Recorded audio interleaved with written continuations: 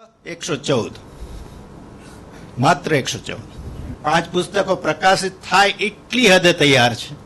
અને તો કહેવું તો એમ છે કે આ એક એવો સર્જક છે કે જેણે સાહિત્યના કેટલાક જ સ્વરૂપ ના ખેડ્યા. તો કેટલા સ્વરૂપ ખેડ્યા ખાલી સંખ્યા ગણાવો, નામ લઉં ને તો ખાસો સમય જાય. કવિતા સંગ્રહ 25, નવલકથા 18, ટૂંકી વાર્તા 7, સંપાદનો 15, નાટકો એકાંકી 20, નિબંધ 1, વિવેચન 4, અનુવાદો અને રૂપાંતરો 10, આત્મકથા 1, સંગીત રૂપક 3, અન્ય ભાષામાં અનુવાદિત કૃતિઓ 6, મરણોત્તર પ્રકાશિત 1, અપ્રકાશિત નાટકો 3 અને અપ્રકાશિત વિવેચન 5. અહીંયા જ કહું કે આમાંના બધા જ પુસ્તકો મેં વાંચ્યા નથી. પ્રામાણિકતાથી કહું તો કેટલાક તો જોયા પણ નથી. તો પછી આનો મહિમા, આ કહ્યું એનો મહિમા 114 ને આમ ને આમ ને આવું બધું હું શા માટે કહું છું? સંખ્યા ગણાવું છું તમને. આનો મહિમા શું એમ પ્રશ્ન થાય. પણ એનો જવાબ આપું એ પહેલા એક શેર. ચીનુભાઈ હોય અને શેર ના હોય શક્ય જ નથી. ઓ ગઝલ ઇરશાદ સાથે તારે તે સુવેર છે, ઓ ગઝલ ઇરશાદ સાથે તારે તે સુવેર છે, એની સઘળી બાતમી તારાથી જગ જાહેર છે. ચીનુભાઈ કહેતા કે હું ગઝલો લખું છું એટલે આત્મકથા નથી લખી. પણ છેલ્લે આ સંકલ્પ તૂટ્યો અને એની બધી જ બાતમીઓ જે જાણ ભેદું છે એને છે જ. અને આ સભામાં એવા ઘણા બધા છે, એમના આત્મીય મિત્રો છે. મારે એક વાત બહુ ભારપૂર્વક કહેવી છે. કદાચ આ એક એવી આત્મકથા છે કે જેના પાત્રો અહીંયા સાક્ષાત છે. નામ કહો તો વિજય પંડ્યા સાહેબ હોય, રંજનાબેન હોય કે મનીષભાઈ હોય અને એવા સંખ્ય બીજા. તો કે છે કે ઓ ગઝલ ઇરશાદ સાથે તારે તે સુવેર છે, એની સઘળી બાતમી તારાથી જગ જાહેર છે. એમ ઇરશાદ ભલે કહે, પણ એવી ઘણી બધી બાતમી છે કે જે જલસા અવતારમાંથી જ આપણને મળે. તો એક રૂબાઈ મુક્તર, સાંકડા મનને સવાલો શું કરું, સાંકડા મનને સવાલો શું કરું, રોજ હું ધાંધલ ધમાલો શું કરું, રોજ હું ધાંધલ ધમાલો શું કરું, છેક છેલ્લો રાખજે અવતાર આ, છેક છેલ્લો રાખજે અવતાર આ, દર વખત ફોકટ કમાલો શું કરું, દર વખત ફોકટ કમાલો શું કરું. અને તો હવે જલસા અવતાર ચીનુ મોદીની કમાલ અહીંથી શરૂ થાય છે એવું મને લાગે. જલસા અવતારથી તો શું કમાલ કરી છે જુઓ. શબ્દ છે સાહેબ જલસા, અરબીમાં જલસો, અને અવતાર શબ્દ સંસ્કૃત. પંડ્યા સાહેબ મારે ધ્યાન રાખવું પડે, આપ બેઠા છો. તો તત્સમ શબ્દ કમાલ તો એ છે જલસા અને અવતાર. એમ અરબી, ફારસી અને સંસ્કૃત જોડી એક નવો સમાસ રચે છે. અને મને લાગે છે કે જલસા એ ઇરશાદ છે અને અવતાર એ ચીનુ મોદી છે. ચીનુનો અર્થ સમજી લો સાહેબો. ચીનુનો અર્થ છે, સંસ્કૃત શબ્દ છે, ચીનુનો અર્થ છે જે એકઠું કરે છે તે. હવે અહીંયા પાછી તકલીફ કે એકઠું કરે તે. તો ચીનુભાઈ શું એકઠું કર્યું કહું છું મિત્રો. અવતારનું તો પ્રાગટ્ય થાય અને એ અવતાર કોઈ અવતાર કાર્ય કરવા થાય. અહીં તો લક્ષ્મીનંદન હતા ને સરસ્વતી ચંદ્ર થાય છે. શું લક્ષ્મીનંદન હતા એ કહું છું હમણાં તમને. લક્ષ્મીનંદન હતા અને સરસ્વતી ચંદ્ર થાય છે. એકઠું કરે છે ધન નહીં પણ શબ્દોનું ભાથું બંધાવે છે. અને એ જ અક્ષરદેહ આપણી સાથે એના જ ઉત્સવ કહો જલસા એટલે જલસા અવતાર. આ એક અર્થ અને એવા બીજા અઢળક પાસાઓ જેને સર્જકે આપણી સમક્ષ ખુલ્લા મૂક્યા છે. તો ઇરશાદ મતલા કહેતા ઉઘાડ. કેવો છે ઉઘાડ? મતલા કેટલુંક હું વાંચીશ અમીબેન જેટલી સરસ સ્મરણ શક્તિ હોત તો શું જોઈએ. પણ બહુ જ સરસ એમનું પરફોર્મન્સ. જ્યારે પણ હું પુસ્તક ઉપાડું છું ને વાંચવાનો આરંભ કરું ત્યારે એ આરંભની ક્ષણથી જ આમ બનવા માંડે છે. હું એ પદાર્થ એટલે કે પુસ્તકને મારી સામે ખુલ્લું કરું છું ત્યારે મારું ચિત્ત એમાંથી વહી આવતા અપાર અર્થ સંકેતોને ગ્રહણ કરવા ઉદ્યુક્ત બન્યું હોય એવી લાગણી અનુભવું છું. તત્ક્ષણે મને એક એવી પ્રતીતિ થાય છે કે હું જે પુસ્તક મારા હાથમાં પકડી રહ્યો છું તે નર્યો જળ પદાર્થ નથી, કે એ કોઈ સજીવ કોષ પણ નથી, પણ એક સંપ્રજ્ઞ સંજ્ઞા પરત્વે, એક આત્મસંમિત પરત્વે હું સભાન બન્યો છું. અને એ આત્મસંમિત અન્ય કોઈ વ્યક્તિની જ એમ મને લાગે છે. રોજબરોજના વ્યવહાર દરમિયાન જુદી જુદી વ્યક્તિ જોડે કામ પાડતા એ દરેકમાં સહજ રીતે જે પ્રકારની સંમિત હું ગૃહિત કરી લેતો હોઉં છું, તેથી આત્મસંમિત જરીકે ભિન્ન નથી. ફેર માત્ર એટલો જ કે આત્મસંમિત મારી સમક્ષ ખુલ્લું થયું છે અને એ મને આવકારે છે. એના ગહનતમ તળોને નિહાળવાને અવકાશ રચી આપે છે અને એથી ગહનતમ તળોને નિહાળવાનો અવકાશ રચી આપે છે. એથી એ વિશેષતોએ જે કંઈક મનન કરે છે તેનું મનન કરવા અને જે કંઈ સંવેદન ઝીલે તે સંવેદન ઝીલવા મને અબાધિત સ્વાતંત્ર્ય અર્પે છે. અને હું એ વિશ્વમાં પ્રવેશવા હવે ઉત્સુક છું. કેવું છે આ વિશ્વ?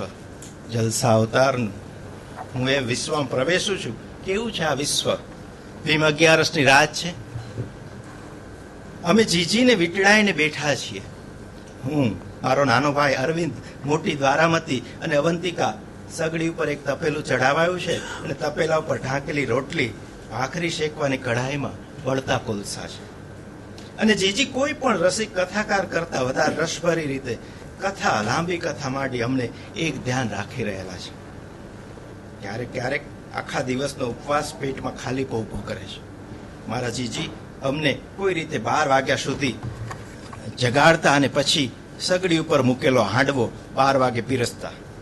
અથાણાના તેલમાં આખા દાડાના ભૂખ્યા અમે હાંડવો ઝાપટતા અને ઊંઘી જતા ઘસઘસાટ. હા, નાના નાની જીજીબાઈના સ્મરણોથી આરંભાતું બાળપણનું વિશ્વ. ધ્યાન રહે, નાના તો છે કેવળ છબીમાં જોયેલા, એની કિંવદંતીઓ સાંભળેલી. નામ રણછોડલાલ મથુરદાસ કસબાતી.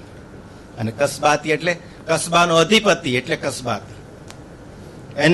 એમને મારી મા સત્સિકાંતા ઉર્ફે બાબુબાની એકની એક દીકરી, મારા નાનાએ બીજા દીકરા માટે લગ્ન કરેલા. અને ચીનુભાઈ લખે છે, આ છે મારું ઈર્ષાદ થવાનું વારસાઈ કારણ. જે મિત્રો જાણે છે અને આવશે પ્રસંગ કે આ છે મારું ઈર્ષાદ થવાનું વારસાઈ કારણ. નાનાએ 2 લગ્ન કર્યા તો મેં કર્યા એમ. હવે થયું છે એવું કે નાના તો બહુ મોટા જમીનદાર છે. બહુ જ મોટા એટલે બહુ જ મોટા. કેટલા મોટા હમણાં તમને આંકડો આપો એટલે આપણા મોઢા ફાટી જાય કે આટલા બધા મોટા જમીનદાર હશે અને આમની પાસે આવી જમીન હશે. જેમ બક્ષીનામાં બક્ષી વિશે ઘણી બધી વાતો બક્ષી સાહેબે બહુ બહેલાવીને કરી છે, સરસ રીતે કરી છે.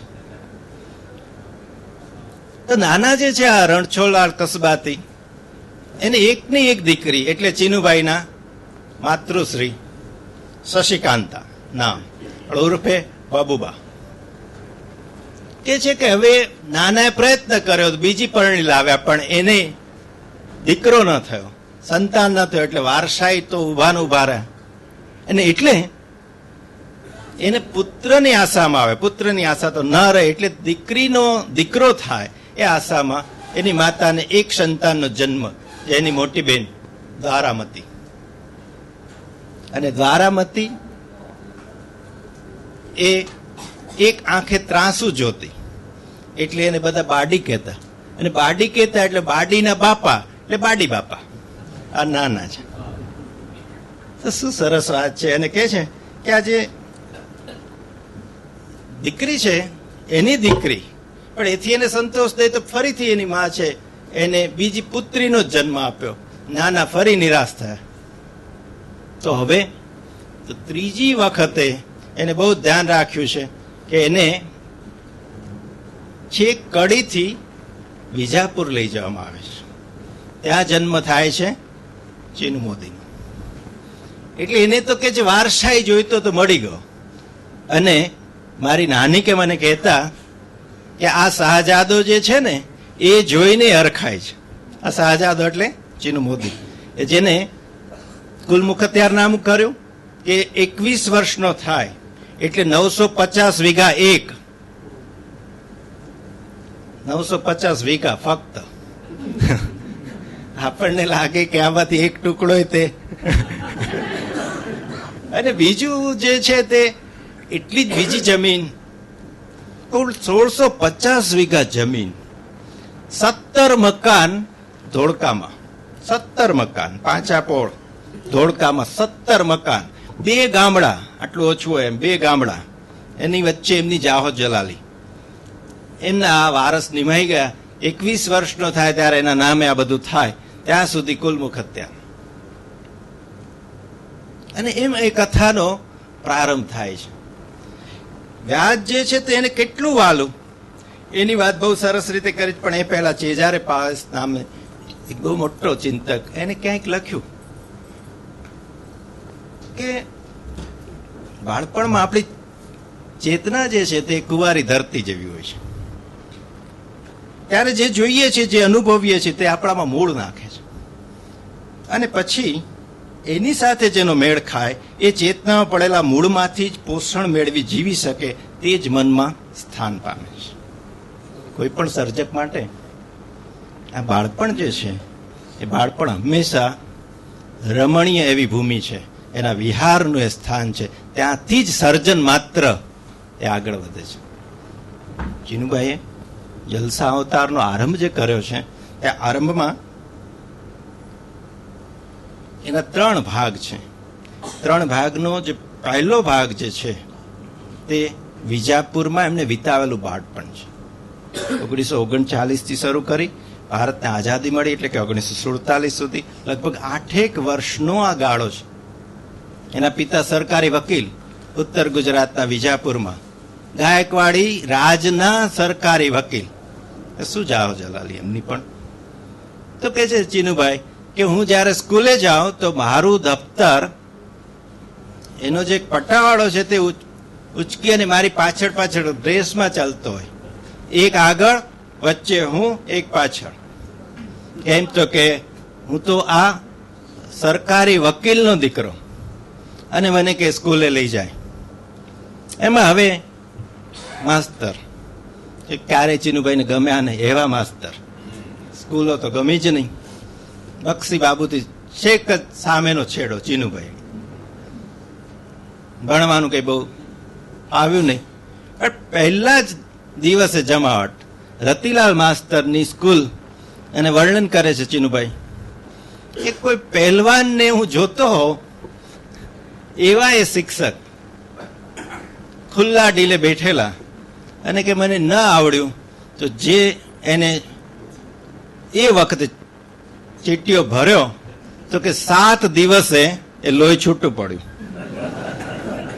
અને એ દેખાડ્યું મારી માને તો મારી માં સીધું બાવણું પકડી અને મારા પિતા પાસે લઈ ગઈ અને કહ્યું કે મારો ચીનુ અહીંયા નહીં ભણે. અને મારા પિતા તો કે સરકારી વકીલ, તો એને તરત જ બીજા જ દિવસે વિજાપુરની કન્યા શાળામાં મને બેસાડ્યો, જ્યાં મારી 2 બહેનો પહેલેથી જ ભણતી હતી. એની વચ્ચે રહીને મારે ભણવાનું. આજુબાજુ કે બધી કન્યાઓ જ કન્યા. અને ચીનુભાઈ પછી લખે છે કે જો મને આ કન્યા સંઘ ત્યારે અને પછી એ થયો હોય તો એની પાછળ જવાબદાર મારા પિતા છે. એમ તો કે જો એને મને કન્યા શાળામાં બેસાડ્યો ન હોય અને મને આ કન્યાઓનો સંઘ થાય નહીં, અને મને કન્યાઓનો સંઘ થાય નહીં તો પછી ઠીક છે, ચર્ચાઓ પછી થાય છે. ને લખ્યું છે એમને કે એ કન્યા સંઘે પછી તો કે એના અળગા આખા ગુજરાતમાં અને આખું ગુજરાતે જાણે છે. એમ કરીને વાત ઇતિ અલગ. તો એક મોટું એવું પાસું વિજાપુર એક બાળ આંખે ઝીલાયેલું વિજાપુર. બહુ સ્પષ્ટ કહે છે કે મારી સ્મૃતિ એટલી સારી નથી, તો એના એટલા સ્મરણો નથી કે હું તમને વિજાપુરનો. પણ શું દેખાય છે? તો કે મારી માં મને બેસાડી દેતી રવેશમાં અને હું જોયા કરતો એની બજારો. આપણને આથી 75 વર્ષ પહેલા લગભગ એ વિજાપુર આપણી સામે આવે. અને પછી ચીનુભાઈ એક નામ રાખ્યું હતું, જે જાણકાર મિત્રો છે એમને ખબર જ હશે. ગઝલો લખતા થયા ત્યારે એક નામ એનું હતું ગરલ વિજાપુરી. અને પત્ર આવ્યો તો કોનો પત્ર? ઉમાશંકર જોશીનો. નાની તો વાત જ નહીં. તો ગરલ વિજાપુરી નામે પત્ર આવ્યો અને ઉમાશંકર એમના હાથમાં જોયું કે આ પત્ર તમારી પાસે ક્યાંથી? કે જી, મારું નામ ગરલ છે અને હું વિજાપુરનો વતની છું. અને ઉમાશંકર જાણે છે કે આ તમે જ કે? કવિતાઓ લખતા થયા, પણ એ તો પછીની વાત. હવે બન્યું એવું કે ખેડે તેની જમીન, એ કાયદો આવ્યો અને એના નાનાને ફડક કે આટલી બધી જમીન એનો માંડ વારસાઈ મળ્યો, એ જો સરકાર લઈ જાય તો એના કરતા તો આ વિજાપુરથી હવે સ્થળાંતર કરવું રહ્યું એ જમીનની દેખરેખ માટે. અને ચીનુભાઈ લખે છે કે જેમ કંસની બીકે મથુરા છોડી અને કૃષ્ણ ગોકુળ ગયા, એમ અમારે વિજાપુરથી ધોળકા જવાનું થયું. આ ધોળકા જે છે તે એના વિહારનું બીજું એક કેન્દ્ર છે. ધોળકાની અંદર પછી જે જાહો જલાલી છે ચીનુભાઈની, એ હવે શરૂ થાય છે. અને જાહો જલાલી અહીંયા ઓછી હતી એમ નહીં. એના પિતાની વાત જે આપણે કરવી જ રહી. એના પિતા સરકારી વકીલ, તો સોમથી શુક્ર સુધી તો ત્યાં વિજાપુર, પણ શુક્રવાર રાત્રે અમદાવાદ આવી જાય.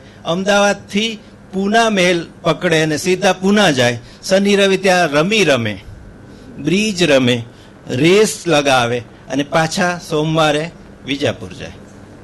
આપણને એમ થાય કે ચીનુભાઈમાં આ બધું જ ક્યાંથી આવ્યું? અને કહે છે પોતે કે જો સ્ત્રી સંગ મને મારા પિતાની દેન છે, તો મને માંસ અને મદિરા ખાતો પણ મારા પિતાએ જ કર્યો. નિખાલસતા જો ના હોય તો આત્મકથા ના હોય. આપણને તો નર્મ જ છે, એ પરંપરા સોંપીને ગયો છે એમ કે ઓળખાય ચૂકો છો. એમ જયારે નર્મદ કહે છે 1866માં, આપણી પાસે ઉત્તમ આદર્શો છે. 2 તો બહુ થઈ ગયા, ત્રીજા પાસે આપણે જવું જ ના પડે એવા 2 મોટા આદર્શ. એક મારી હકીકત 1866 અને બીજી ઓલ ટાઈમ ગ્રેટ સત્યના પ્રયોગો. ત્રીજું આપણે નથી માગવું. જા એમ જે કહે છે ઉમાશંકર કે 3 વાના દઈ દીધા મુજને નાથ, હૈયું મસ્તક હાથ, જા ચોથું નથી માગવું. આ તો એક કહેવાની રીત, પણ બધાનો આદર છે. અહીંયા કોઈની હું અવહેલના નથી કરતો. આ ભાગ્યે જ મારે તમને કહેવું પડે. તો મુદ્દો એ છે કે આ જે વકીલ એવા પિતા જે છે એનો કડપ ભારે છે. અને એનાથી ચીનુભાઈ કહે છે કે હું ઊંઝાઈ ગયો હતો. એની પર્સનાલિટીથી ઊંઝાયો હતો. અને મને થયું કે આમાંનું થોડું કે ડ્રેસિંગ સેન્સ વગેરે પણ મારામાં આવ્યું હોત તો શું જોઈતું, પણ એ ના આવ્યું એમ એ કહે છે. એક બીજી બહુ નાજુક વાત એની સાથે જ જાય એવી છે. અને અહીંયા કરવામાં એટલા માટે છોત નથી, ચીનુભાઈ લખવામાં છોત નથી રાખે. થયું છે એવું કે એક વખત પિતાની પાસે થોડા પુસ્તકો, મોટાભાગે કાયદાના, પણ થોડાક સાહિત્યના પણ, એક પુસ્તક જે છે તેને રેશમના પેલામાં વીંટાળીને રાખે અને એ ક્યારે એને જોવા ન દે. હવે બાળકને તો આ જ જોઈએ કે શા માટે નહીં. અને એક વખત પિતાનું જવું અને ચીનુભાઈનું સાહસ કરવું, એ જ પુસ્તક ઉતાર્યું કે પિતાજી તો સાંજે આવવાના જ પાછા. એમ માની એ પુસ્તક ઉતાર્યું, ખોલ્યું, કોકશાસ્ત્ર.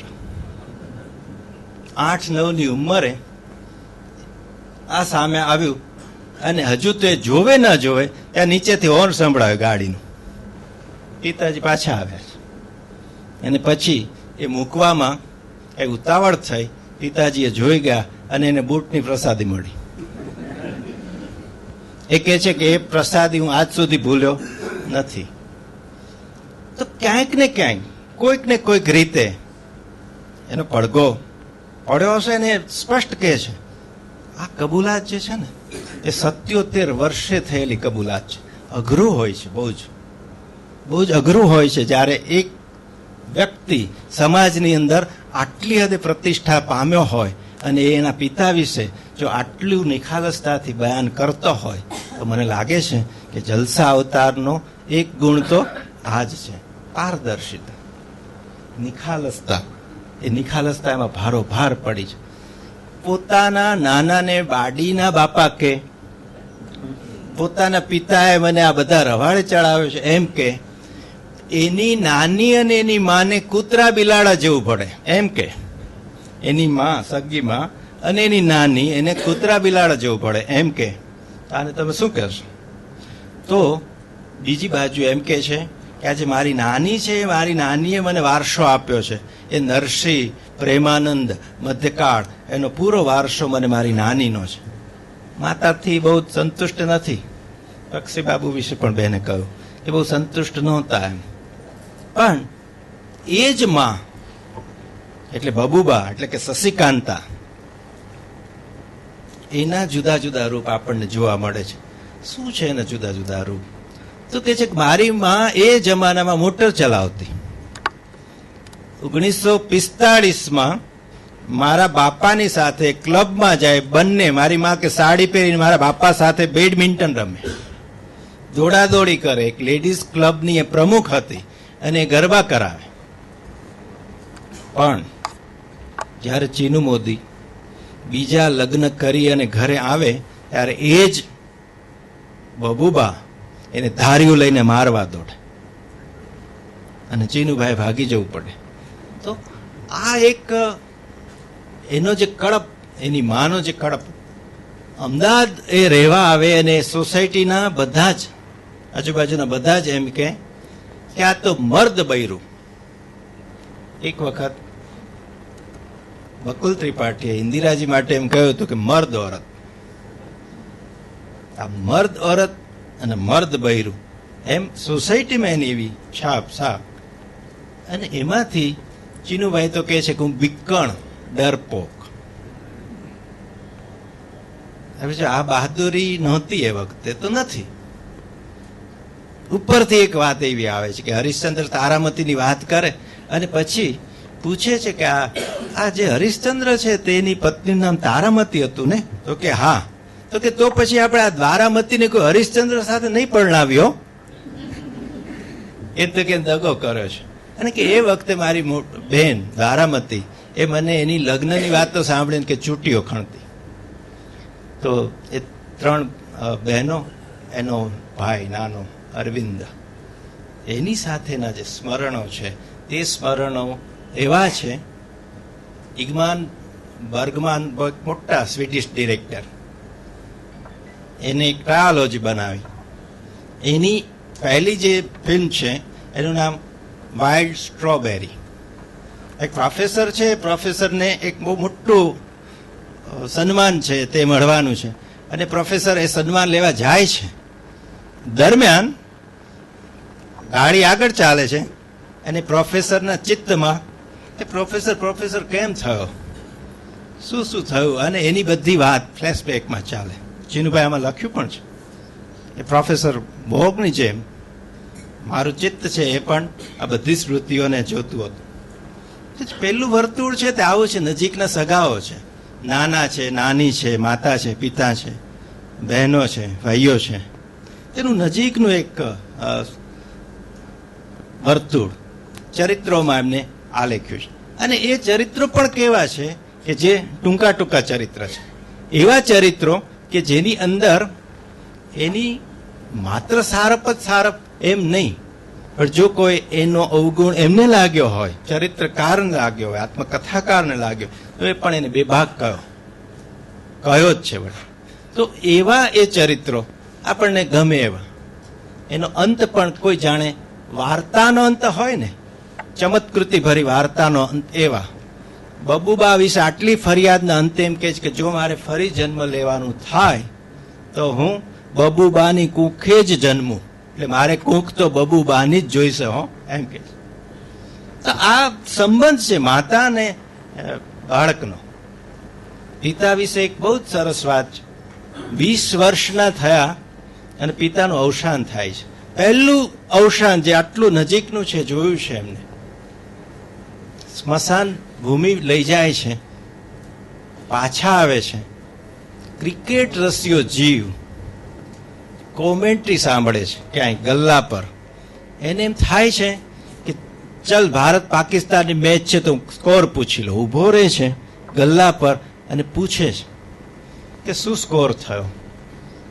પણ આત્મચરિત્રકાર આત્મકથાકાર ચીનુ મોદી લખે છે કે દિવસે મારું આ કિશોર ચિત્ત નહોતું ચાલ્યું રહ્યું અને મેં સ્કોર પૂછ્યો, પણ આજે હું જ્યારે યાદ કરું છું ત્યારે હું મને કપૂત લેખું છું. તો મનુષ્ય છે ને, જો આ સંકુલતા ના હોય અને આ સંકુલતાને આલેખન આ રીતે ના હોય તો પછી બધું ગુડી ગુડી બેન કહે છે એમ, એ તો છે જ ને વળી. અને આપણે એ કર્યા જ કરીએ છીએ. તો આ દંભનો એને બહુ જ મોટો વિરોધ હતો, બહુ મોટો વાંધો હતો. નિખાલસતા તો કે સંબંધમાં હું પહેલી મૂકું, અને જો એ નિખાલસતા ના હોય તો ચાલતી. એને એટલે ક્રોધ તો કદી ઈર્ષાદ કોઈ પર કરતો નથી. ક્રોધ તો કદી ઈર્ષાદ કોઈ પર કરતો નથી. ના ગમે તો વાત એ આગળ ના કરે, એમ કે ચાલતા. અને એક સૂત્ર છે જિંદગીનું કે જ્યાં અટક્યું ત્યાં પૂરું. તો જીવન સૂત્ર એ એમનું. અને પછી જે બીજો કાળ છે આ ધોળકા નિવાસનો, એ એમનો બાળપણનો કહો કે કિશોર અવસ્થાનો એ સુવર્ણકાળ છે. કસ્બાતી ભુવન આપણને જોડા સાંકોર યાદ આવે. એટલું અલબત્ત મોટું નહીં, એ તો અલગ જ વાંચ, પણ તમને એની જાહો જલાલી એ ચીનુભાઈ જે રીતે પહોંચાડે ત્યાં, એ મને થાય કે અહીં ફકરા વાંચ્યું હોય, પણ હું મારી જાત ઉપર સંયમ રાખવું. અને કે ના, હવે એ રીતે એમને એ કસ્બાતી ભુવોનું આલેખન કર્યું છે કે આપણા ચિત્તની સામે ઊભું થાય કે કેવું હતું આ કસ્બાતી ભુવન અને કેવી જાહો જલાલી હતી આમની. એક માત્ર દાખલો, ચીનુભાઈના પિતા પાસે એ જમાનામાં સેવરોલેટ કાર હતી. મેં ઇન્ટરનેટ ઉપર ખાખા ખોળા કરીને શોધ્યું કે 1940માં સેવરોલેટ કારની કિંમત શું હતી? 3500 રૂપિયા ખાલી. અને 1940માં સાહેબ, 1940માં જો સેવરોલેટ કાર 3500ની હોય તો આજના કેટલા થાય ખબર નથી. પણ ગાડી એને મૂકવા જાય અને ગાડી એને લેવા જાય એટલે શું થાય તો કે શિક્ષકો હાજર રહે એને ઉતારવા માટે.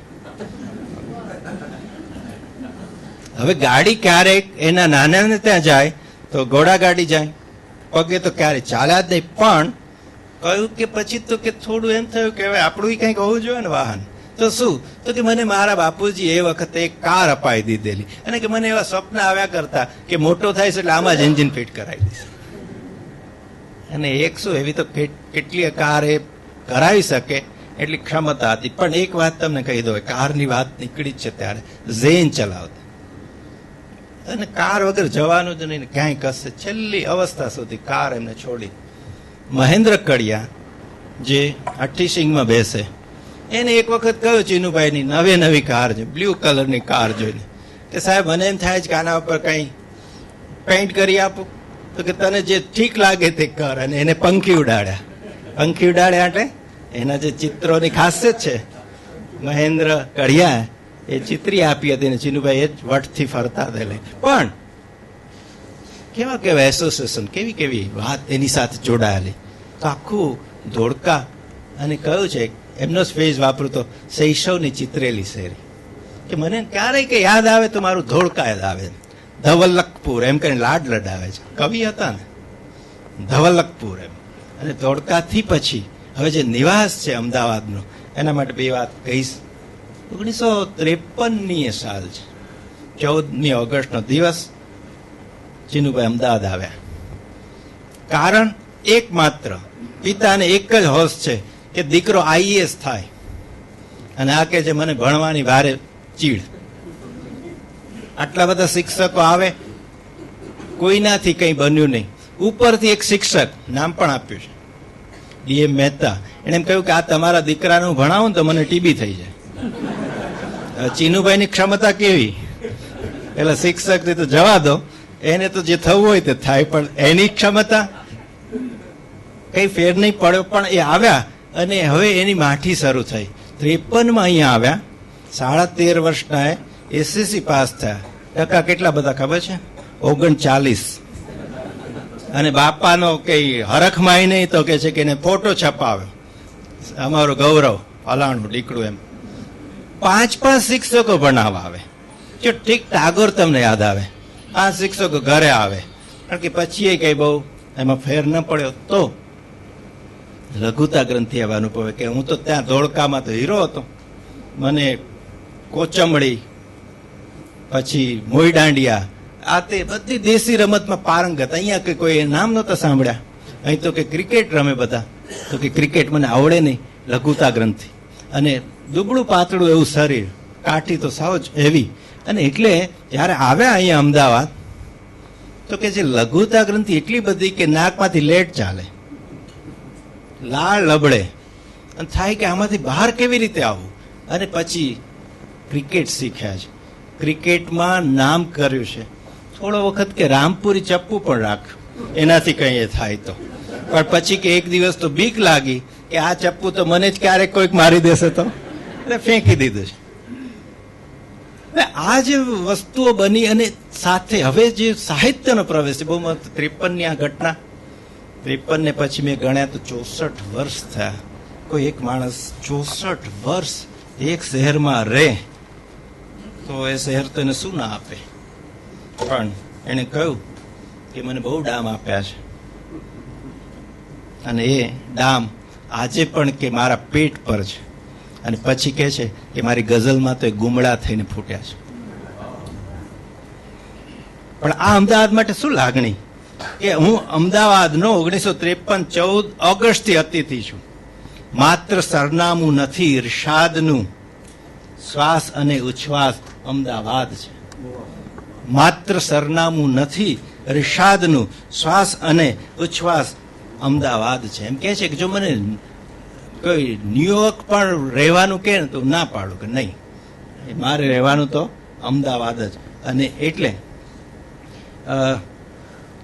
કેટલા બધા વર્ષ સુધી એ માણસ આ શહેરનો એક હિસ્સો થઈને રહ્યા. એટલે શું પછી તો વિદ્યાર્થી જીવન, શું સમાજ જીવન, શું એ વખતનું સાહિત્ય જીવન, શું એ વખતનું રાજકારણ, શું એ વખતની સાંસ્કૃતિક પ્રવૃત્તિઓ, આ બધાના એ નિકટતમ સાક્ષી રહ્યા. આ બધાની વાત બહુ લાંબી થાય, એ વાત ન કરતા 53 પછી જે એક બહુ મહત્વનો એના જીવનમાં વળાંક આવે છે એ છે સુધીર માંકડ નામનો એક વિદ્યાર્થી, રાજકોટથી આવેલો, જે ઉછરંગરાયનો દીકરાનો દીકરો. એ અહીંયા આવ્યો અને જ્યારે એની પાસે 2 પુસ્તક મળ્યા, એક શ્રેણી વિજાનંદ ને ઉજળી મેં. કોઈ અપદ્યા ગદ્ય નાનાલાલ જેવું એ કરે, અને આ તો આશ્ચર્યચકિત કે આવું પણ હોય. અને એને થયું કે આવું તો હું લખી શકું. જો પહેલામાંથી બહાર નીકળવાની વાત, જે લઘુતા ગ્રંથિ હતી ને એ લઘુતા ગ્રંથિમાંથી બહાર નીકળ કે આવું તો હું લખી શકું. અને લખ્યું. પિતાજીની સલાહ માની. એ કઈ બાઇબલમાં કહ્યું છે લવ યોર નેબર, એમ લેવ થાય નેબર, એટલે કે તમારા પડોશીને પ્રેમ કરો ને કે આપણે તો અક્ષર જ પાલન કર્યું. અને પછી કે છે પહેલું ગીત પ્રેમ ગીત લખ્યું. એને પ્રેમ ગીત લખી અને પિતાજી જોઈ ગયા, એને થઈ ગયું કે ઓ હવે દીકરો વયમાં આવતો જાય છે, અને એટલે આનું કંઈ કરવું પડશે, એ મોટો થાય પહેલા કરવું પડશે. અને એટલે હવે બીજી ઘટના બને છે. જીનુભાઈ લખે છે કે 1958માં એમને લગ્ન કરાવી દેવામાં આવ્યા. પૂછ્યું છે એમને કે તમારી પસંદગીના લગ્ન હતા? ના.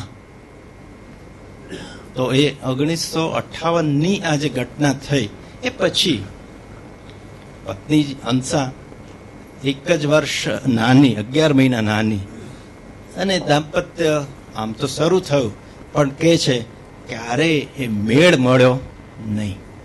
અને મેળ ન મળ્યો એ બહુ દુઃખદ પ્રકરણ એમની દાંપત્ય જીવનનું છે ને. એમાંથી મારે કેટલું વાંચવું જ છે એટલા માટે કે એ વાત બહુ એની અને સૌની એ પીડાનું એ ઘર છે. એમને કહ્યું, અંતર મારું એકલ વાયુ કોને ઝંખે આજ, કામણ કોના થઈ ગયા ના સૂજે કઈ કાજ. આવી પંક્તિઓ લખી અને બાપાને થયું કે આ તો ગયો, પ્રેમમાં પડ્યો, અને એટલે તાત્કાલિક એમની પાસે લઈ લીધું એ કાવ્ય અને છાપ્યું. તો છાપ્યું શામાં? એક ધાર્મિક સામાયિક, નામ વિશ્વમંગલ. અને ચીનુભાઈ દુખી દુખી આ વાત કે મારું પહેલું પ્રેમ ગીત, અને છપાયું તો ક્યાં છપાયું?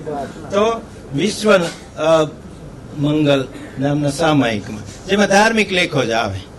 અને એક બીજો કિસ્સો છે, અહીંયા જ જોડું કે વર્ષો પછી વિજાપુર જ જવાનું થયું છે એમને, અને એ કોલેજ છે, એ કોલેજ એવી છે કે જ્યાં સ્કૂલ પૂરી થાય અને પછી કોલેજ શરૂ થાય. એમ ત્યાં જીનુભાઈને વ્યાખ્યાન કરવાનું છે અને પ્રાર્થના શરૂ થઈ કે રાત જોવાની છે. હવે તો પ્રાર્થના શરૂ થાય, પર્વતને નામે પથ્થર, દરિયાને નામે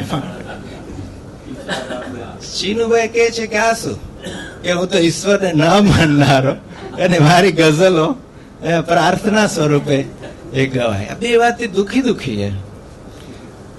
તો વિશ્વ મંગલમાં ગીત છપાયું અને પછી તો કે છે કે હું એ જેના પ્રેમમાં પડ્યો તો નામ એમને નથી આપ્યું, એમનું ઔચિત્ય એટલા માટે જાણ્યું છે. ચીનુભાઈ કહ્યું એક અંગત વાતમાં એનું મૃત્યુ થઈ ગયું છે. કોઈ બદબોયમાં રસ નહોતો સાહેબ એમને કે નામ આપીએ ને એને બદનામ ના. અને એટલે એ છોકરીના તો પછી કે બીજે લગ્ન થયા અને ચીનુભાઈ શેખ સુધી એને ઓળખતા રહ્યા, એવું નહોતું. અને અહીંયા હંસાબેન સાથે એમના લગ્ન કર્યા.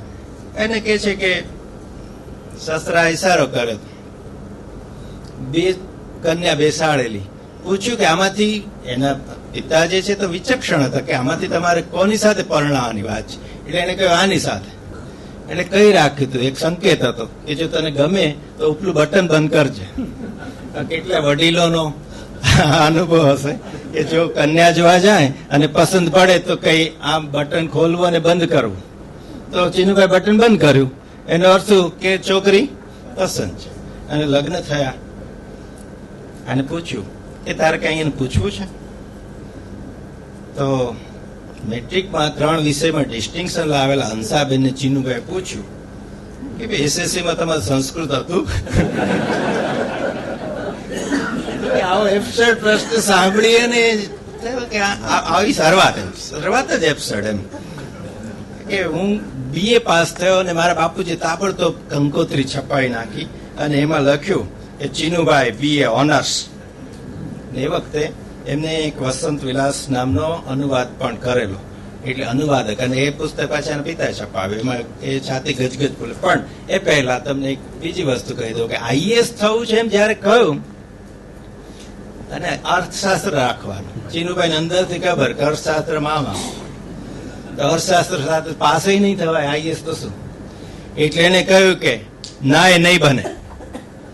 તો આ પિતાએ પહેલી વાર આવો વિરોધનો સૂર સાંભળ્યો કે ના, એ નહીં બને.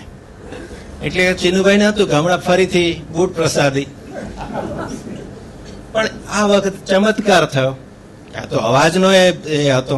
અને એને કહ્યું કે ના, એવું નહીં, જો તારે અર્થશાસ્ત્ર ના રાખવું હોય તો ગુજરાતી રાખ, માસ્તર થાવ ને મરો. માસ્તર થયા, મર્યા નહીં, પણ કેટલા તાર્યા અમને ખબર છે. એ ગુજરાતીના જ માસ્તર થયા. પણ મા બાપની આ જે માનસિકતા છે આજે ક્યાં બદલાણી છે? છોકરાને કઈ થવું છે અને એને કઈ કરવો છે. તો આજે જે હંસા છે તેની સાથે લગ્ન જીવન આ રીતે શરૂ તો થયું.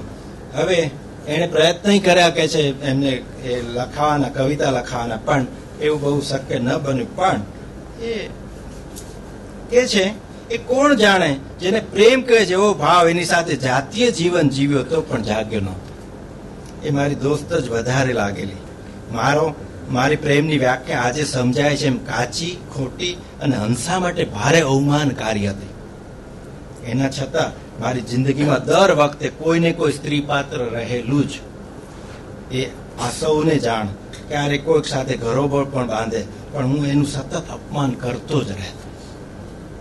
આજે આ બધું સાંભળવામાં આવે છે ત્યારે મારી પ્રેમની ખોટી ફિલસૂફી પર રડવાનું જ મન થાય છે. પ્રેમ લગ્ન એ જ ઉત્તમ એ મેં માની લીધેલું ને મારા જન્માક્ષરમાં બીજા લગ્ન છે જ એવું જાણી ગયેલો એટલે બીજી વાર લગ્ન પણ કર્યા. પરંતુ જે દિવસે એટલે કે અર્થાત 16મી મે 1977 રોજ સવારે રસોડામાં બેસીએ ચા નાસ્તો પીરસતી હતી ત્યારે મારા હવે પછી બનનારે દિવસની ઘટનાને કારણે ડૂમો ભરાઈ આવેલો. એણે મારો એ અપરાધ પણ ઘોર અપરાધ પણ કેવો માફ કરેલો. 1977 થી 1989 સુધી એણે ક્યારેય આ અંગે ટોણો તો નહોતો જ માર્યો, મને એનો સંદર્ભ સુદ્ધા નહીં આપેલો. આનું અનર્ગળ વાલ કરનારનો આદર આપી શક્યો નહીં, ચાહી શક્યો નહીં. એની કબૂલાત છે. પણ 86માં જયારે એને કેન્સર છે એમ જાણ્યું ત્યારે હું ભાંગી પડ્યો ડોક્ટર પાસે. ડોક્ટરે કહ્યું કે પાણી પીવો, કોફીનો કૂટડો ભરો, કેન્સરમાં તરત મૃત્યુ હોતું નથી. એ પછી છેક 1889 સુધી જીવી અને મૃત્યુ પામી ત્યારે પણ અમે આખા ખંડમાં 2 જ જણ હતા. બપોરનો સમય હતો. 1889ના જાન્યુઆરીમાં ફરી કેન્સરે જોર માર્યું.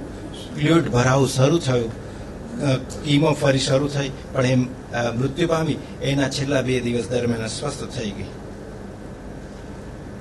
એ મંગાવ્યા મુજબની કાળી છાંટવાળી દ્રાક્ષ હું વાડીલાલ સારાભાઈ હોસ્પિટલથી લઈ આવ્યો હતો. એણે જોઈ ખાતા ખાતા કઈ લાવતા આવડી ખરી. એ હંમેશા મને તુકાર બોલાવતી. મેં એને બાથમાં લઈ કહ્યું, હવે તારી તબિયત સારી થતી જાય છે. હા. અને મેં એને ચુંબન કર્યું, એને સુવાડી. મેં એને ફરી કહ્યું, હવે ચિંતા કરવાની જરૂર નથી. અને સારું ત્યારે એટલું કઈ આંખો ઢાળી ગઈ અને ખબર જ ન પડી કે કાયમ માટે સૂઈ ગઈ છે. આજે સૌ સ્નેહી સગા મને ખૂબ સાચવે છે, પણ એકલો ઈર્ષાદ કેવો એકલો, એકલો ઈર્ષાદ કેવો એકલો, શબ્દથી અક્ષર થયે વર્ષો થયા. શબ્દથી અક્ષર થયે વર્ષો થયા. જો આપણને સમજાય તો એની પીડા સમજાય કે આ શું વાત છે. અને આ માણસે એટલે તો આત્મકથા નહોતી લખી. અને હવે એ જે કે છે તે બહુ કરુણ એવી ઘટના એના જીવનની પણ અને એનાથી જે વંટોળ ઉઠ્યો છે સાહિત્યમાં એની પણ છેલ્લી વાત કરીને મારી વાત આટોપીશ. બાકી જલસા અવતાર તો અવતાર છે, અવતાર કથા તો કઈ પૂરી થાય. ચિનુભાઈની કારકિર્દીમાં બહુ બધા ચડાવ ઉતાર આવ્યા છે અને બહુ ઉત્તમ શિક્ષકો મળ્યા છે. ઉમાશંકર જોશી મળ્યા. ઉમાશંકર ક્લાસમાં ભણાવે એક જ દાખલો એવો જ રહ્યો, પહેલું જ પદ જાગને જાદવા. ઉમાશંકર ભણાવે, કવિતાને ખોલવાની કેવી તો કળા, જાગને જાદવા. આ લાડવાચક સંબોધન. ન જાગ્યો, કૃષ્ણ હતો ને, ન જાગ્યો, જાગને જાદવા. એટલે છેડાયા. કૃષ્ણ ગોવાળિયા, જો કૃષ્ણ ગોવાળિયા ગાળ, કૃષ્ણ ગોવાળિયા. પણ હવે ખબર હતી કે આ તો કૃષ્ણ છે, જો જાગશે તો શું કરશે. તુજ વિના ધ્યાનમાં કોણ જાશે. એક પંક્તિમાં જે લીલાઓ કરી કે જે નાટ્ય લીલાઓ, કેટલા નાટક નરસિંહ. આ કાવ્ય કળા એ ઉમાશંકર પાસેથી કે કાવ્યને કેમ ખોલવું એની કળા હું શીખ્યો એની પાસે. અને અમે એ કાવ્યની કળા જીનુ મોદી પાસે શીખ્યા. એક શિક્ષક ગમે તે લોકો કહેતા હશે બેને બહુ સરસ કર, નથી સહન કરતો સમાજ આજે. કેમ અમે અહીંયા ઉભા છીએ. અમે ક્યારેક લાભશંકર પુરોહિતના વિદ્યાર્થી જેવું ગૌરવભેર કહીએ છીએ. અમે ક્યારેક સુમન શાહના વિદ્યાર્થી ગૌરવભેર કહીએ છીએ. અમે ચીનુ મોદીના વિદ્યાર્થી ગૌરવભેર કહીએ છીએ. અમે કે સતીશ વ્યાસના વિદ્યાર્થી છીએ. હા, અહમ નથી, પણ મારા ગુરુ પ્રત્યે આદર છે. એની સાથે તો કઈ જ નથી. અમે કઈ જ એટલે કઈ જ નથી. તો આવો એક ઉત્તમ શિક્ષક નિરંજન ભગત પાસે કવિતા લઈને જાય, જવાહરલાલ નહેરુ વિશે લખે કે ભાઈ તું નહેરુને મળ્યો છે. ચીનુ મોદી કહે છે ના, મેં તેને જોયા નથી. તો તારી ઉંમર શું છે, તારી ઉંમર જે છે તેના કાવ્યો કર ને. આ નિરંજન ભગત એક વિલક્ષણ જે ચરિત્ર આવે છે એમનું, બહુ બધી કથા છે અને લાંબી કથાઓ છે. ઇમ્પિરિયલ હોટેલ્સ કે પછી એની બાજુમાં નિયોઝ, એની બાજુમાં મોર્ડન, આ જાતની હોટેલો. ચીનુભાઈ નું આ બધું રમણ સ્થળ. એટલું જ નહીં, નિરંજન ભગત વગેરે લોકો પણ ત્યાં આવે અને લખે છે એક જગ્યાએ નિરંજન ભગત વિશે એક હાસ્ય લેખક ત્યાં આવતા. ભગત સાહેબની આ તદ્દન જુદી છબી છે, યાદ રાખજો. ભગત સાહેબને જેને જોયા છે, સાંભળ્યા છે, ઠાવકા એમ ધીર ગંભીર. તો કે જે એને મળવા એક હાસ્ય લેખક આવે તો ભગત સાહેબ એમ કે ભગવાનને જયારે હસવાનું મન થયું હશે ને ત્યારે આ ભાઈને જન્મ આપ્યો હશે. અને થાય કે આ ભગત સાહેબ ને આપણે ક્યાં જોવા જવાના હતા જો ચીનુભાઈ આવું ન લખ્યું હોત તો. અને પછી નો જે ગાળો છે જબરદસ્ત ઉથલ પાથલનો ગાળો છે. પોતે કવિતા લખતા થાય છે, મનન દિલદાર ને ગુરુપદ સ્થાપે છે અને કવિતાઓ લખાતી થાય છે, મુસાયરાઓમાં જતા થાય છે. પણ પછી એક મોટું તોફાન, બુદ્ધ સભા, બચુભાઈ રાવત જેને સૌ આદરણીય ગણે, બુદ્ધ સભામાં ચીનુભાઈ જાય ત્યાં જ આમ તો કવિતાનો ક શીખે અમુક રીતમાં. પણ એક સરસ મજાની સાંજે આદિલ સાહેબ નીચે ઉતરે બુદ્ધ સભામાંથી રાયપુર ચકલા અને એમ કહે છે કે ચલો આપણે આજે ઉપર નથી જવાનું. તો કે કેમ? તો કે આપણે સ્પિરિચ્યુઅલ બોયકોટ કર્યો છે. એટલે ચીનુભાઈ પૂછે છે કે આ સ્પિરિચ્યુઅલ બોયકોટ તે વળી શું છે? તો કે બસ હવે આજથી ત્યાં નહીં જવાનું, આ પોતળી દાસોને આપણે નહીં સાંભળવાના. અને પછી તરત જ બાજુમાં કાય ચિકિત્સા છે લાભશંકર ઠાકરનું એ કાર્યાલય, ત્યાં ત્રણેય મિત્રો જાય છે, લાભશંકર ઠાકર, આદિલ મંસૂરી, ચીનુ મોદી. અને ત્યાં એક ડિક્શનરી ખોલવામાં આવે, જોડણી કોષ. એ કે છે ખોલો તમે પાનું, ચીનુભાઈ. અને પેલા પાનું ખોલે છે, પહેલો શબ્દ જે નીકળે તે સંસ્થા. નીકળ્યો રે. અને જાત જાતના અર્થો થયા કે રે રે, અરે રે, ઓ. એટલે રે.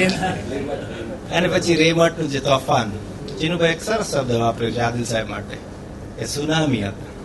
સુનામી આવે છે આદિલ. બધાએ ફાંસી આપી છે. સુરેશ જોશી, ઉમાશંકર જોશી કોઈ બાકાત નહીં. કેમ તો કે આ બધા નહીં કે તમે જો કાપશો તો તમે કઈ તમારું સ્થાન બનાવશો. ઉમાશંકર જોશીને એમ કહ્યું કે તમારા છંદ કાચા છે. આટલું કહ્યું હોત અને અટકી જાત તો એ ચીનુભાઈ સાના. પણ એક સામાયિક ચલાવે નામ કૃતિ, લખ્યું એમાં કે ઉમાશંકરના છંદ કાચા છે. એટલું જ નહીં, નીચે ઉદાહરણ આપ્યું એની કવિતામાંથી કોટ કરીને કે આ ગુલબંકી છંદ ખોટો છે. એ ચીનુભાઈનું એક પાસું. પણ ઉમાશંકરનો સ્નેહ, શું સ્નેહ! વિદ્યાર્થી તરીકે વર્ગમાં ઉમાશંકરના તો કે હું તો ધોળકાથી જ આવતો હતો, એટલે ગ્રામીણતા મારામાંથી ગઈ જ નહોતી. એટલે કે આ એક ગઝલ લખી છે, જોઈ દેજો તો. આ ટોનમાં કે મેં તો વાત કરી ઉમાશંકર. ઉમાશંકર તો ચોંકી ગયા કે આ જોઈને સાંભળીને ચોંકી ગયા. પણ એને અનાદર ન કર્યો તો એ લીધી એને. પછી 3 જગ્યાએ એને સુધારો કરવાનું કહ્યું કે આ 3 લઘુ છે, અક્ષતે બદલી નાખો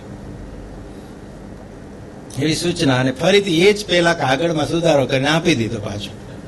ફરી પૂછ્યું કે પેલું કરી કાઢ્યું? પૂછ્યું કે પેલું કરી કાઢ્યું? એટલે ઉમાશંકર પછી તો એમને મિજાજ છે તે ગયો કે શું કરી કાઢ્યું.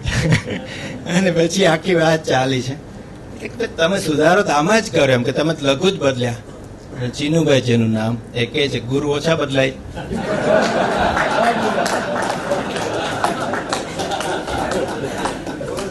અને આ નહીં કહ્યું એમ નહીં, હા કહ્યું જ હશે અને આમ જ કહ્યું હશે.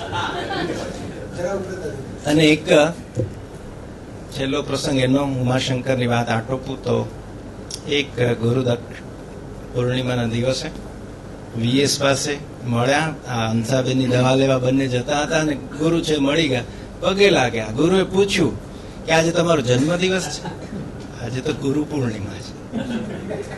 અને એના પીઠ ઉપર ધબ્બો મારીને ઉમાશંકર કહે છે કે હવે તો આપણે મિત્રો ગણાય. તો શું સંબંધો હતા, શું ઔદાર્ય હતું, શું મહાનતા હતી.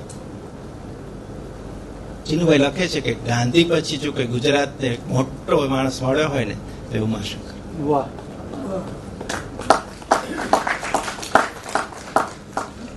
તો કમનસીબ એનું કે જેને એને જોયા નથી, કમનસીબ એનું કે જેમની પાસે ભણ્યા નથી.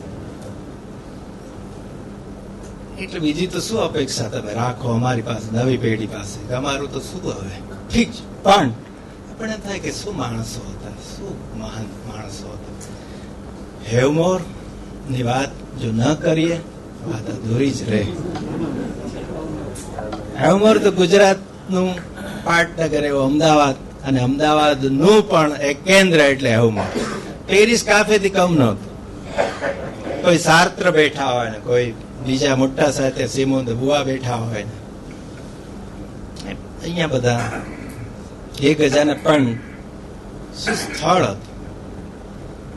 અને ત્યાં આ બધા મળે, રે મઠવાળાઓ એટલે બધાને રે મઠિયા કે એ મળે, અને ત્યાં તોફાનો જાત જાતના. એને કહ્યું કે નવનિર્માણનું આખું આંદોલન એ હેવમોરના કોફી કપમાં સર્જાયું છે. હિન્દુ ચાચાનો આમ એક ખાલી આમે આવે છે લસરકો કે મેં એમ જેની લાઇબ્રેરી પાસે જબ્બાના કિસ્સામાંથી સિંગ ચણા ફાંકતો એક માણસ જતો મોટા મોટા ડગલે જતો જોયો, અને ન એની સાથે ગાઢ હતો ન એની સાથે ગાડી. આની તિર્યકતા મારે તમને સમજાવવાની ના હોય કે જે લોકો કાફલાના કાફલા લઈને નીકળે છે ને પ્રજાને કલાકો સુધી અટકાવી રાખે છે. આ હિન્દુ ચાચા હતા. એક લસરકામાં એને કહ્યું કે સરદારથી મોટા અવાજે એક અવાજ એડે સૂત્ર આપ્યું, આકાશ સુધી લોકોએ પહોંચાડ્યું હતું. એ મહાગુજરાતનું આંદોલન હતું 1956માં. મહાગુજરાત લેકે રહેંગે થયું. આપણે એનું નામ કાઢી નાખ્યું છે. વાત કરી હશે વિષ્ણુભાઈ, મારે એ વિગતમ જેવું નથી.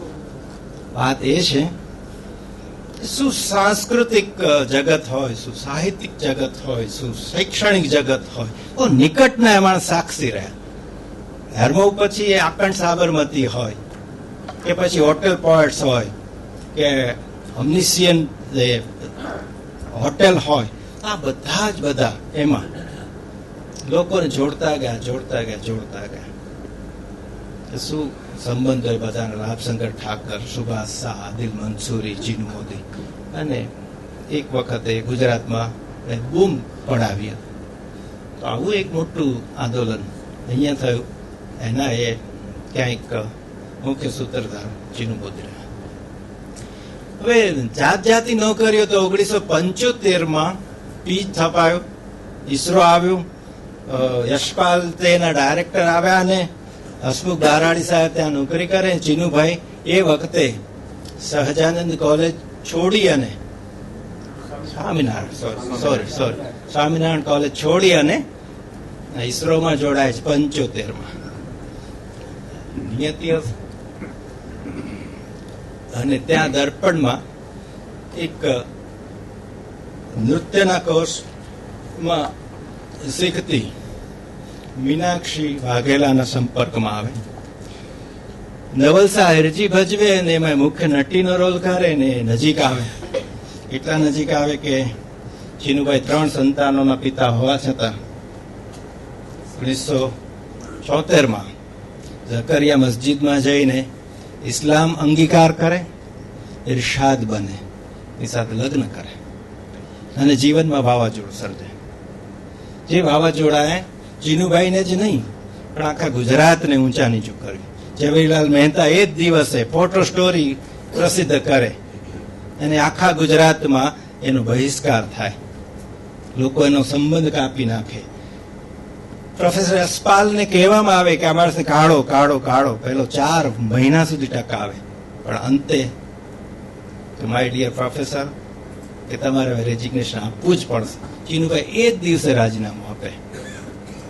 1650 વીઘાનો ભારસ રોડ પર આવી જાય. અને જે સંઘર્ષ છે એ કહ્યું મને મૃત્યુથી પણ દોજખ અનુભવ આ દિવસો દરમિયાન હતો. કોઈ સાથે નથી, એકમાત્ર ઉમાશંકર સાથે છે. યશવંત શુક્લને ખખડાવી નાખ્યા છે એમને કે તમને શું અધિકાર છે એમને પૂછવાનો.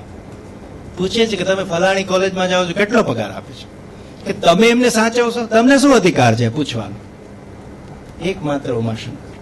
અને પછી માણસા કોલેજમાં એમને પાર્ટ ટાઈમ જવું પડે છે અને જાત જાતનું બીજું જિંગલ્સ લખવા પડે છે આજીવિકા માટે. કેટલી બધી એ સંઘર્ષ એ થાય છે. ફરીથી ભાગ્ય પલટો આવે છે ને એ સારા સમયમાં જર્નાલિઝમમાં જાય છે, વડોદરા જાય છે, પછી વડોદરાથી એ પાછા આવે છે અમદાવાદ. એને લખાયું છે, પોતે લખ્યું છે કે 1994 થી 2002 સુધી મેં ભાષા ભવનમાં નોકરી કરી, અને એમાં આ બધા જે મિત્રો બેઠા છે અહીંયા એ એમના સાક્ષી છે, એમના સહકર્મી છે. એ પાછા આવ્યા 94માં અને કહ્યું એ મારો સુવર્ણ કાળ છે. ક્યારે કોઈ મિત્રો વગર ચાલ્યું નથી, કોઈ સંસ્થા વગર ચાલ્યું નથી. સતત પ્રવૃત્તિ એ કર્યા જ કરી. છેલ્લે શનિ સભા, અને શનિ સભા તો મૃત્યુ સુધી. છેલ્લે એમ કહ્યું કે મને ત્યાં લઈને શનિ સભાનો દિવસ છે, કવિઓ અહીંયા આવશે. તો મનીષભાઈ સાક્ષી છે ને કે એ શનિ સભા પાલડી એમના નિવાસ જીતેન્દ્ર પાર્કમાં થાય. અને ચીનુભાઈનો આગ્રહ, મારું તબિયત ગમે તેવી હોય પણ તમે અહીંયા આવો, આ પ્રવૃત્તિ ચાલુ. કેટલા લોકોને કેટલી રીતે એમને સ્ટેજ આપ્યું. આ સ્ટેજ આપ્યું એ સહજ આવ્યું છે, પણ ખરેખર સ્ટેજ આપ્યું કે તમારા તરુણા હોય કે તમારો અર્ચન હોય કે તમે લઈ લો એ નામ. ચીનુ મોદી ના હોય તો આ નામ. એટલે બહુ મોટું કર્તૃત્વ એમનું એ રહ્યું. પરદેશનું મોટું પ્રકરણ છે પછીનું. વડોદરા ગયા તેના સંઘર્ષોની વાત, પરદેશ જગ્યા. પણ ચીનુભાઈ પોતે શું હતા, એનું ખમીર શું હતું, એની એક વાત હું કરીશ. અને એક છેલ્લે એક વાત રજૂ કરી અને મારી વાત પૂરી કરું. સમય મેં 10 મિનિટ જેવો વધુ લીધો છે, એના માટે માફી ચાહું છું. ચંદ્રકાંત ઠક્કર અમેરિકામાં, એનો ભાઈ ઘનશ્યામ ઠક્કર, એને તે ચીનુભાઈ જાય છે અને પેલો કહે છે કે તમારા ફલાણા ત્યાં નહીં જવાનું. એટલે ચીનુભાઈ કહે છે કે તમે આ માણસને ફોન કરો. કે કેમ? તો કે એ મને ત્યાં લઈ જશે. એટલે આને થયું કે આવું કેમ કહો છો, કે હું તમારો મહેમાન છું, પણ એનો અર્થ એ નહીં કે તમે મારા ઉપર કોઈ શરતો મૂકો. હું કોઈની આ રીતે જો હુકમી માનવા ટેવાયેલો નથી. આ એનું ખમીર હતું, એક સર્જકનું ખમીર. બાકી કોઈ માણસ વિચારે કે પરદેશમાં હું ક્યાં જઈશ, આ કે મારું જે થવું હોય તો થાય, પણ હું નહીં જાઉં ત્યાં. અને એક બીજો અનુભવ જે આપણને આજે પણ દુઃખ આપે અને થાય કે આ આપણે કહીએ છીએ કે જાય છે ત્યાં લોસ એન્જલસ એક શોમાં અને મધુરાઈ લઈ જાય છે. થિયેટરના તો શોખીન છે, એટલે આગળ બેસવાની ઈચ્છા છે. એ લીડ શો જોવો છે, અને લીડ શોમાં અગાઉથી ગયા છે, બેઠા છે આગળ, અને એક અમેરિકન આવે છે અને એને કહે છે you black bloody go back. અને પછી એ લખે છે કે મને ત્યાં રહે ભારતના હરિજનની શું દશા હશે એવી અનુભૂતિ થાય છે. એક સર્જક જે અનુભવે, ગાંધીજી સાથે જે બન્યું હતું પ્રિટોરિયા જતા, અને જે જમીરે ગાંધીને ગાંધી બનાવ્યો, એને થયું કે આ મારું અપમાન નથી, આ મારા દેશનું અપમાન છે. ને એ દેશના અપમાને ઉભો થયો એટલું જ નહીં, અંગ્રેજોના એને અહીંથી કિલ્લા ઉખાડી નાખ્યા. એવું જમીર, એવી એક વાત. અને છેલ્લે એની જે કબૂલાતનામાની એક નઝમ, ઇકરારનામા. આ ઇકરારનામા છે ને કોઈ ચર્ચમાં નથી ગયા, કવિતામાં ઇકરારનામા. जब करते थे तब करते थे हम प्यार मोहब्बत करते थे, जब करते थे तब करते थे हम प्यार मोहब्बत करते थे, अब ठंडी आहें भरते हम लम्हा लम्हा मरते हैं. ये चीज जैफी ऐसी है, ये चीज जैफी ऐसी है, पंखी की फुर से डरते हैं, आंसू की भांति बरसते थे हम प्यार मोहब्बत करते थे. अब तन्हाई का आलम है, सांसों की बसूरी सरगम है, न रात कटे न दिन गुजरे, जिंदा होने का मातम है. पायल की छुन छुन सुनते थे, पायल की छुन छुन सुनते थे, बासंती चोला बुनते थे हम प्यार मोहब्बत करते थे. अब आना है तो आ जाओ, अब आना है तो आ जाओ, जी चाहे वहां पर ले जाओ. अब आना है तो आ जाओ, जी चाहे वहां पर ले जाओ. अब न्योता का लिखो खत, बार बार बुलाओ मत. जब करते थे तब करते थे हम प्यार मोहब्बत करते थे. કે છે સાંજ થવા આવી છે, પણ રાત હજુ બહુ દૂર દૂર હોય એમ કેમ લાગે છે? શું હું પણ કાંતના ચક્રવાત પંખીઓની જેમ કહીશ કે સૂર્યાસ્ત નહીં થવા દો? અને એવું એવું કોઈનું કહ્યું કોઈએ તો ક્યાં માન્યું છે? છેલ્લી કબૂલાત એ વાંચીને મારી વાત પૂરી કરું. મારો આ જલસા અવતાર છે એમ જ્યારે કહું છું ત્યારે જાણનાર મને પૂછે છે, શું કામ જૂઠું બોલો છો? એ પછી પિતાના મૃત્યુની દારૂણ વેદના, ભાઈના આપઘાતની ઘટના, અંસાના અખાડે મને મૂકી ચાલી જવાની ફરજિયાત નિર્ણય, ધર્મ પરિવર્તન કરી ગાડા ભરી મળેલી બદનામી અને છતાં ઈચ્છિત વ્યક્તિ સાથે રહેવા મળ્યું એની વ્યથા, કઈ કેટલી કરુણ ઘટનાઓ મને જાણનારા ઘટેલી ઘટનાઓ જાણે છે. એ સૌને હું એક જ જવાબ આપું છું, મારી પાસે દુઃખને સુખમાં પરિવર્તિત કરવાની જાદુઈ લાકડી છે અને એ છે મારી ભાષાની કાકા બારકડી. અને પછી ઉમેરું છું કે કેટલી ઘટનાઓ, ખાસ તો સ્વજનોના મૃત્યુ, એ મારા હાથની વાત નહોતી. આ પૃથ્વી ન છોડે, મળેલો દેહ ન છોડે એ માટે મેં કશું કરવામાં બાકી નહોતું રાખ્યું. પણ એ સમજાઈ ગયું કે શક્તિશાળી મનુષ્ય જન્મ અને મરણ બાબતે આધારિત છે. બાકી મેનમેડ ઘટનાનું કારક હું છું. મેનમેડ ઘટનાનું કારક હું છું. મારી અણસમજ, મારી મનુષ્યને નહીં ઓળખી શકવાની અણાવડતે મને દુઃખી કર્યો છે. હું ગ્રીક ટ્રેજેડીનો નાયક નથી. ફેટને લીધે ટ્રેજેડી સર્જાઈ નથી. મારા જીવનમાં હું શેક્સપિયરનો હ્યુમન એરરનો સર્જાતી ટ્રેજેડીનો નાયક છું. મારી ભૂલોને કારણે મેં ચીલે ચીલે ચાલવાનું ટાળ્યું છે. ઉફરા ચાલવાનું સાહસ કર્યું છે. હું એ નર્મદ જેમ સાણી ગુજરાતી પ્રજાને કહી જ શકું એમ છું કે ગુજરાતીઓ મને જાણજો, હું એક કેરેક્ટર છું. અને હવે મારે અસંખ્ય દીકરા દીકરીઓ જમાઈઓ છે. આમ તો ગણીને 2 દીકરા ને 1 દીકરી જ માત્ર છે. પણ સગાથી વાલા વધારે મારા માનસ સંતાનો છે, જેમના ઘરોમાં આજે હું આદર સત્કાર પામું છું. પણ એથી એમ રખે માનતા કે હું સ્ત્રી વ્રતા છું. હા, હતા ત્યારે ચીનુ મોદી પણ રોમેન્ટિક હતા, પણ એમના કેટલાક ઉસૂલો હતા. એ સિદ્ધાંતોના ભોગે એમણે ક્યારેય કોઈના સાહચર્યનો સ્વીકાર કર્યો નથી. કેટલીક સ્ત્રીઓને મેં પ્રેમના લિસ્ટમાંથી બાકાત રાખેલી છે, પણ મર્યાદા પુરુષોત્તમ રામ નથી. મારી લવ મેરેજની જૂઠી ઈચ્છા પાછળ અનેક કુંવારિકાઓ સાથે સંબંધ આવ્યો અને એમની ભીતિને કારણે સંબંધ તૂટતા ભોગવાયો. માત્ર મીનાક્ષી પરણવા તૈયાર થઈ તો મેં 3 સંતાનના પિતાએ મુસ્લિમ થઈને પણ એની સાથે લગ્ન કરેલા. હંસાને ગુજરી ગયા 26 વર્ષ થયા. મેં 3જી વાર લગ્ન કર્યા નથી. હું વિદુર થયો ત્યારે માત્ર 50 વર્ષનો હતો.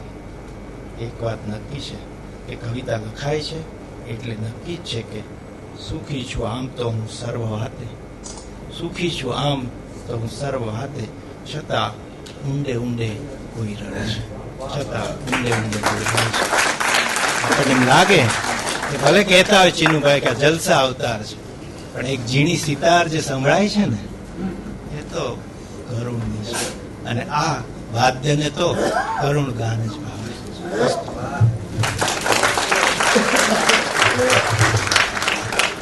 આભાર વક્તા શ્રી અમીબેન ઉપાધ્યાય અને અજયભાઈ રાવર.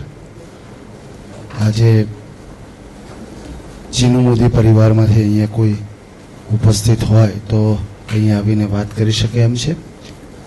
અને રીવાબેન તો અહીંયા ચંદ્રકાંત બક્ષીના પુત્રી રીવા બક્ષી અહીંયા ઉપસ્થિત છે. હું રીવાબેનને વિનંતી કરું કે અહીંયા આપણે બક્ષીનામા અને ચંદ્રકાંત બક્ષી વિશે વાત કરી હોય તો પૂરતી મોકળાશ છે. આપ આવો અને વાત કરી શકો એમ છે. દિવ્યા છે જે બક્ષીનામા આખું જોયું છે બધું, અને જે કંઈ કોઈએ કમેન્ટ કરી એ પણ સાંભળી મેં.